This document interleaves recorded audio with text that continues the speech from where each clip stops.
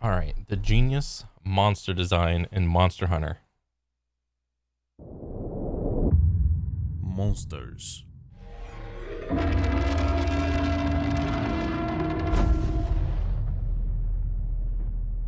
There is a great level of fascination for these entities. Being Nice. referenced for essentially thousands of years across humanity's history, this category of creatures have been used as a vehicle for fear, danger, sin, or simply the unknown. Nice. In media, they are often seen as evil, antagonists, a target, an obstacle that Yeah. must be overcome, either metaphorically or literally. They can be many things and perceived in many. What was this? I think this was like an aspect in like certain things that make a good story where you have like a main hero and the hero is supposed to overcome things, and like one of them is like man versus man, man versus environment, man versus animal, and then I think like one of the final ones is like man versus self. Um but yeah, like man versus monster is like a good ass one, dude, because you never really view a monster like on the same intellectual level as like another person. They're always like gonna act in like instincts. Um, like they don't like think too much. They just go. Whereas like a person can like think about shit and think about thinking. many different ways.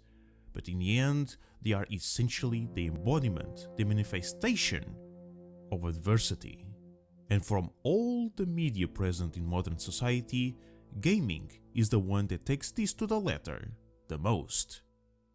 The vast majority of games out there have some sort of monsters to an extent. Yeah. Rogue machines, Oh aliens, yeah. artificially engineered animals, magical beings, Asian mythology interpretations, mutated creatures, and many, many other variants. People enjoy interacting with them because they provide us with experiences that we'll never have in real life. Oh yeah. I mean, when was the last time you fought a dragon? Yeah, me neither. Me neither. These fictional and fantastical elements helps us undergo joyful, exotic, and unplicable moments. Or in other words, killing monsters is pretty cool. Yeah.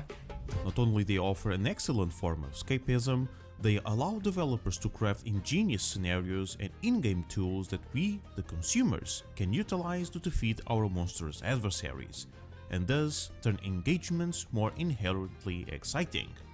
So like whenever there's like I mean, and this is probably gonna be like in terms of like maybe Souls like games or like any type of like action adventure type game or just any game with a monster in it, period, and you just have to defeat him in some way. Um, the monster is always gonna be programmed to lose.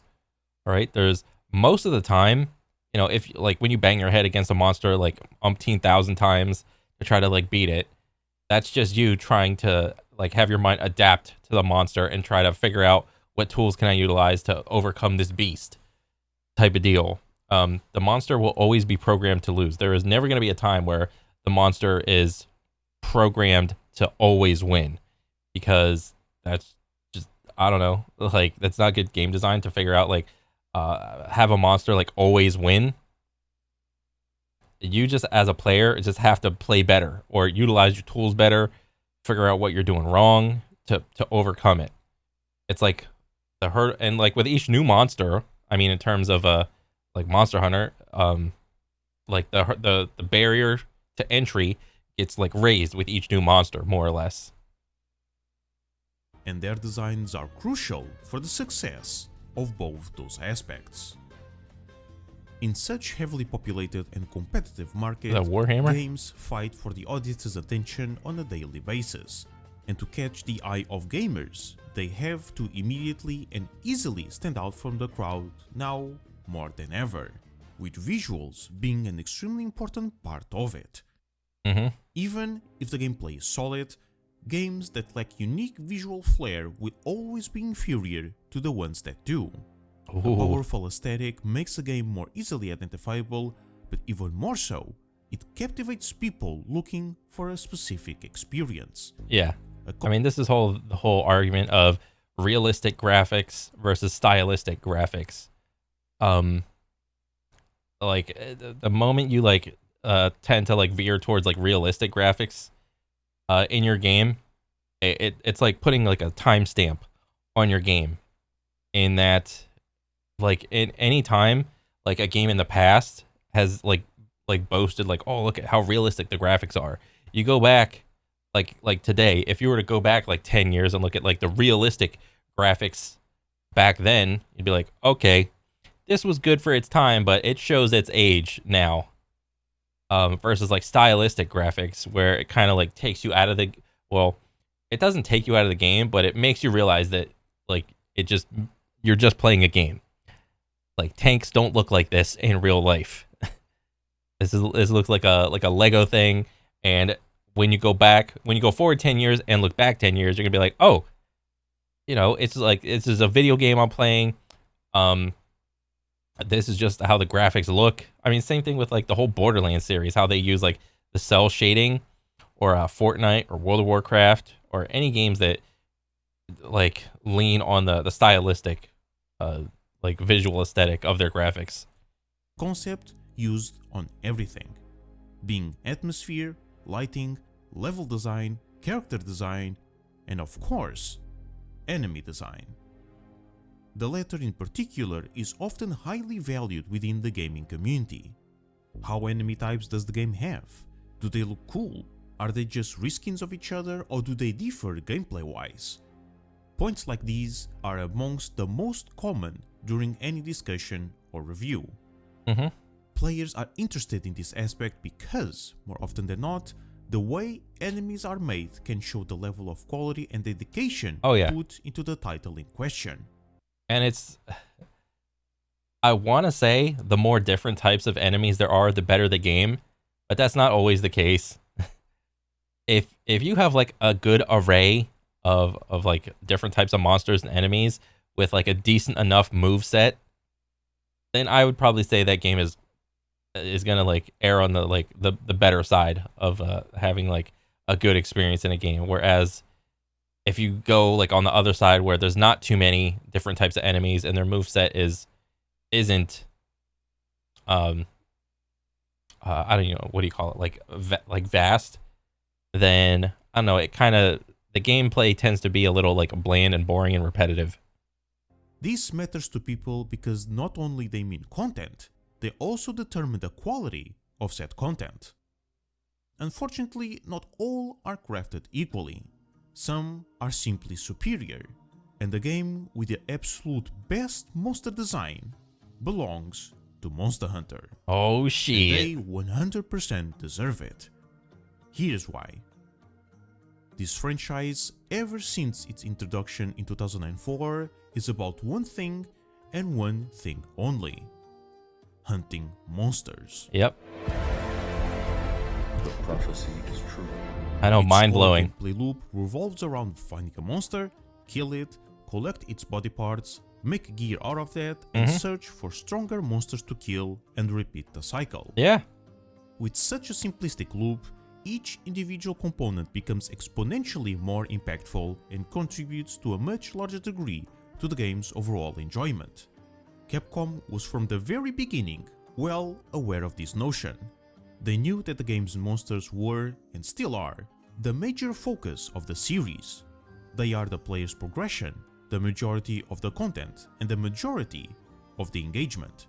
Oh yeah. Players, and that just amplified when Worlds and Iceborne came out, and like the whole return to world thing, with more and more players like having their first interaction or with Monster Hunter, and it's like, oh shit, I get to fight this big ass thing and take its parts.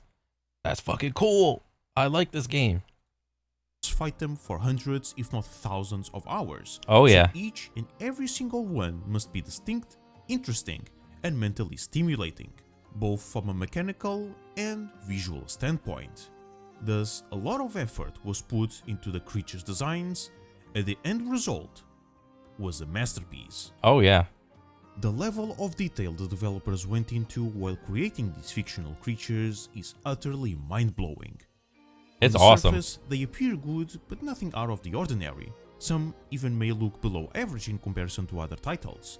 But underneath their superficial layer lies an insurmountable amount of complexity. And those details is what makes them so incredibly great. It is often said that the best design is the one made with purpose. And there is no better example of exactly that than the bosses found in Monster Hunter. I mean, when you give any like one big boss, I don't know. It feels like a different experience when it's like when you're fighting one big boss versus like a bunch of little tiny enemies like in like an ARPG like Diablo or PoE. I mean, granted, you know, all these like little enemies do like different things and little whatnots, and there's bosses in PoE too. Um, but Monster Hunter just hits it like out of the park for me. Where you know you go on a quest, you got 45 minutes to do it, and you can just jump in, fight the boss, bang your head against it as many times as it takes to, you know, beat him, and then voila, there you got the loot, you overcame the boss, and you're a little bit better as a hunter. I don't know. I just like the game loop of Monster Hunter and all the designs of like all the bosses, and even in Rise, which I'm going through again, like through again right now. Everything, absolutely everything belonging to these monsters was created intentionally. Their skeletons, their anatomy, color scheme, animations, sound design, mechanics, attacks, to even its armor and weapons. All of it was made with a very specific purpose. And that purpose was immersion. Oh yeah, bro, I love the turf wars in fucking what do you call it, World Iceborne. I don't know if that's been a thing in like previous Monster Hunter games, but watching the computer like it's like watching a movie, like a little snippet, and like the turf war animations. I think it's just so cool, and it really like takes like draws you into the game of like, oh, the monster was fighting me. I was the best. I was like the most threatening target, but now another monster is in here. The attention's off me for a split second, and this monster thinks the other monster is like the biggest threat, so it's gonna go fight it. And I don't know, it's just so cool. This IP always put a major emphasis on that. Capcom worked towards creating a world that is not only enticing and glamorous. It not only do they like do this with like all the big bosses, they do this with like the middle type of like endemic life and like all the little tiny monsters, like all the little tiny birds and squirrels and moles. What else? There's like the ants, the lizards that are just like the geckos, the fish, and like all the kestodons, like all the little like just I don't know what you would call these, like I don't know, herbivores or some shit. The middle ground monsters, like they're as big as the player, but they're not as like threatening. But you still do damage to them, and they're kind of annoying. Or like the wolves that like are in that like frost place or whatever. They just nail it, like with all the tiny, medium, and large monsters. But most importantly, believable. They wanted people to be fully immersed while playing, to feel like they were there, to make them feel like they belonged. And to achieve that, everything has to contribute for that effect. The maps, game mechanics, lore, audio, and of course, the monsters. These are not savage beasts, nor evil beings bloodthirsty for humans. No. Not villains, nor antagonists. No, they just animals doing their animal thing. They are purely and simply animals. All being part of a very complex and well-established ecosystem where each species has a role in it. They behave like animals. They interact with the world like animals, with even their anatomy being created under that concept. Every single horn, every single limb, wing, armor plate, tail, and claw has intention behind it. Wasn't it when they made that Monster Hunter movie, their first iteration of Diablos, like the dudes Like they made Diablos, but they made him with like sharp claws, like pinpoint sharp claws. But then the original guys that made the Monster Hunter game had to look at it and be like, no, you got to change this. The claws aren't like sharp like that. This motherfucker's underground digging. His claws would be like dull and shit. So it's like that's the level of detail that these guys put in. Here's some examples. Kurupeku's digits are fused into a mess of keratin and some sort of metallic substance, which in collision with one another causes a thermal reaction, creating a small explosion.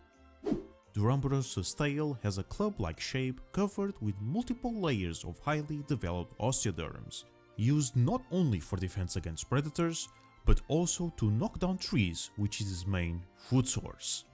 Nice. Great Macau's tail is considerably wide, fully covered in dense keratin and claw-shaped circuits to support the animal's weight, allowing it to catapult itself with it, throwing the monster at high speeds towards their prey.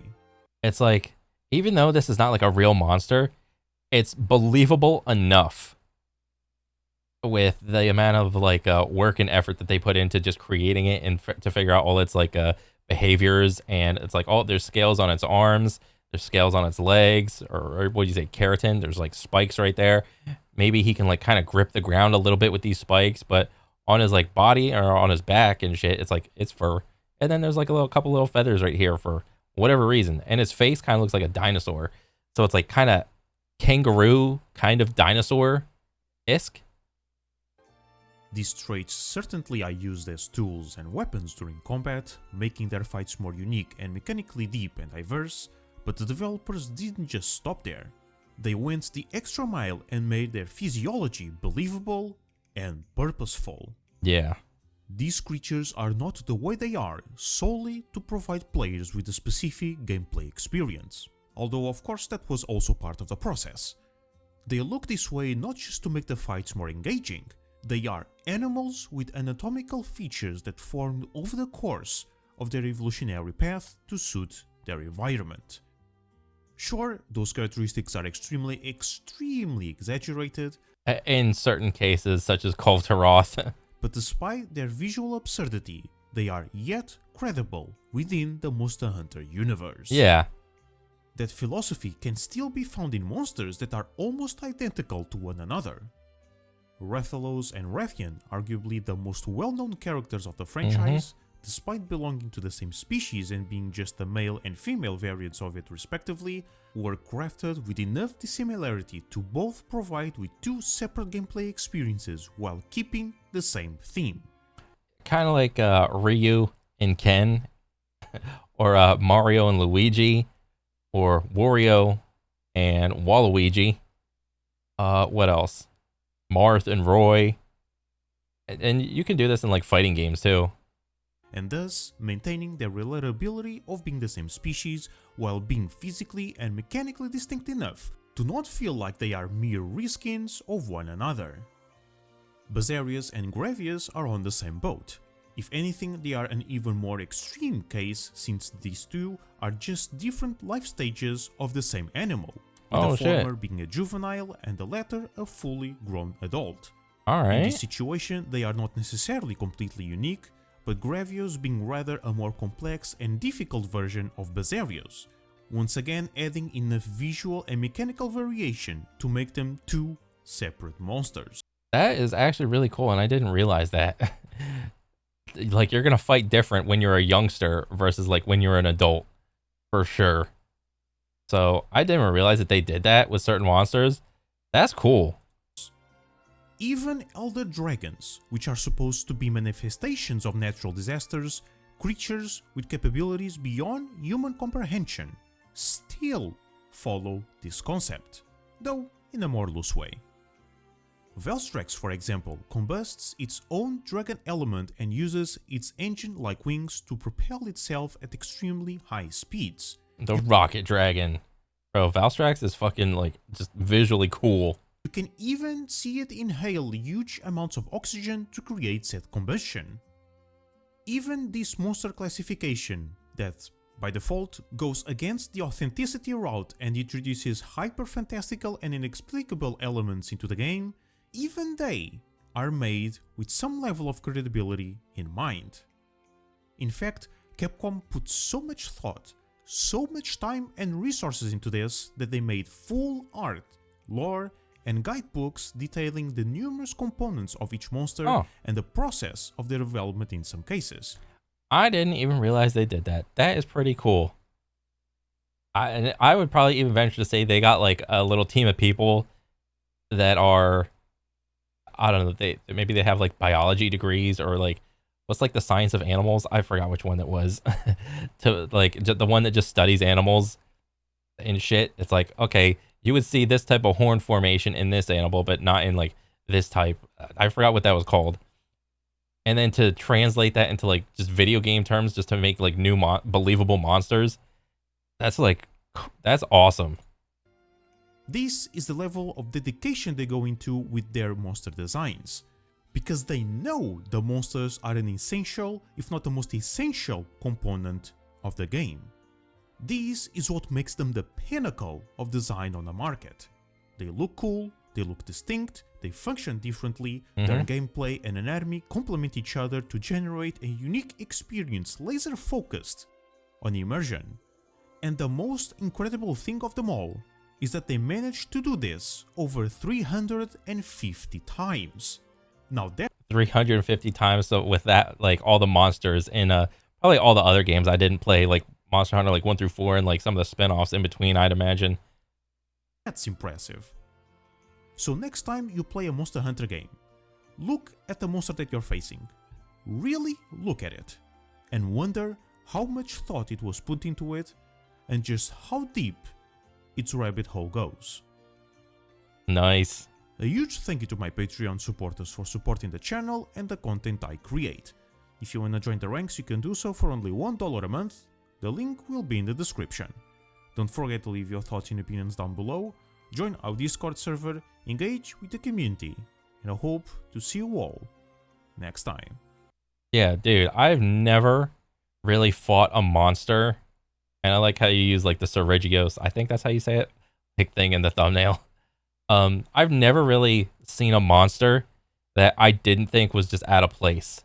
All the attacks felt, for any given monster, all the attacks felt like realistic enough, for a lot of the fights. But you know, like in was it like Iceborne? Some of the monsters are just like way more aggressive than is like seen or whatever with however the AI goes. But yeah, like all the animations for it feel really good, and yeah, I can't wait for Wilds to come out, dude. I'm just sitting here waiting, just playing through like World and Rise again, essentially. But yeah, it was awesome, and it was like because World was like the first game of Monster Hunter I played, and so like since I got into it, it's like I'm a fan now. I like it. But that's pretty much it for me. I'll catch you guys on the next one. This is another banger. But yeah, I'll catch you guys on the next one. Peace.